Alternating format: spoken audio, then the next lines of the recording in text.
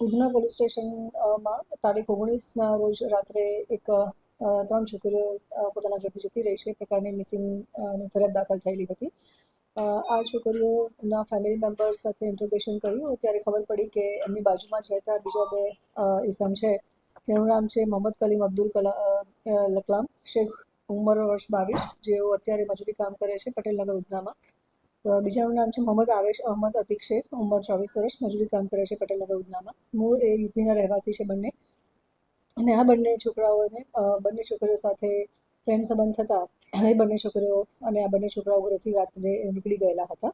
એની સાથે બીજી એક 13 વર્ષની જે બાળકી છે એ પોતાના ઘરમાં એને એવું લાગી આવ્યું હતું કે એના માતા પિતા એને બોલે છે અને ભણવા માટે અથવા તો એને જે બિહેવિયર છે એના માટે થઈને ઘરમાં જે માતા પિતા ટોકતા હોય છે એ લાગી આવતા આ બંને છોકરાઓ જે બે છોકરીઓને લઈને જતા રહ્યા હતા એની સાથે આ 13 વર્ષની છોકરી પણ જતી રહી હતી.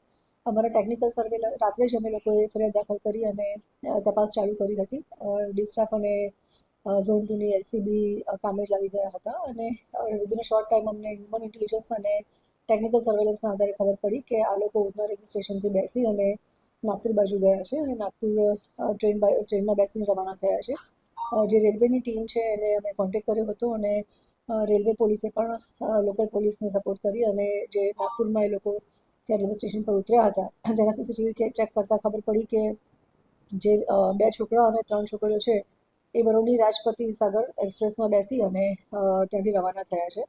તો જે રેલવેનું પ્રોટેક્શન ફોર્સ છે એમની સાથે કોન્ટેક્ટમાં હતા લોકલ પોલીસ અને રેલવે પ્રોટેક્શન ફોર્સે જે ઇટારસી રેલવે સ્ટેશન છે એની રેલવે પ્રોટેક્શન ફોર્સને કોન્ટેક્ટ કરતા અને ફોટોગ્રાફ્સ શેર કર્યા હતા. તો એ ચારેય જણને 2 છોકરા અને 3 છોકરીઓને ઇટારસી ખાતેથી ત્યાં ટ્રેનમાંથી ઉતારી દીધા હતા અને લોકલ પોલીસની અમારી ટીમ પણ ત્યાં સુધીમાં ત્યાં પહોંચી ગઈ હતી અને 3 દીકરીઓ અને જે 2 આરોપી છે એને લઈ અને પોલીસ સ્ટેશન આજે પરત થયા છે અને દીકરીઓને પણ એમની માતાને હેન્ડઓવર કરી છે અને આગળની અમારી ઇન્વેસ્ટિગેશન્સ પણ ચાલુ છે અને જે 2 આરોપી છે જેમની નાની છોકરીઓને જે લઈને જતા રહ્યા હતા એ બંને આરોપીને પણ અમે અટક કર્યા છે.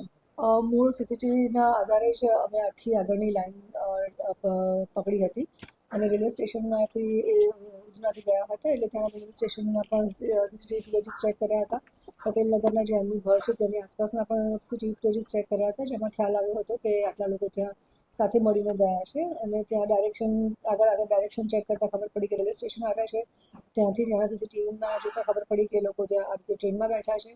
ત્યાંથી જ્યારે એ લોકો નાગપુર ઉતર્યા ત્યારે ત્યાંના પણ રેલવે પોલીસનો કોન્ટેક્ટ કર્યો અને ત્યાંના પણ સીસીટીવી ચેક કરતાં જ આગળની અમને લાઈન મળી અને આગળ એ લોકો જે બરોલી રાજપતિ સાગર એક્સપ્રેસમાં બેસીને આગળ જાય છે ત્યાં એ લોકોને અમે કેચ કર્યો. અત્યારે પૂરતું કોઈ ગુનો ઇતિહાસ અમારી સામે આવ્યો નથી.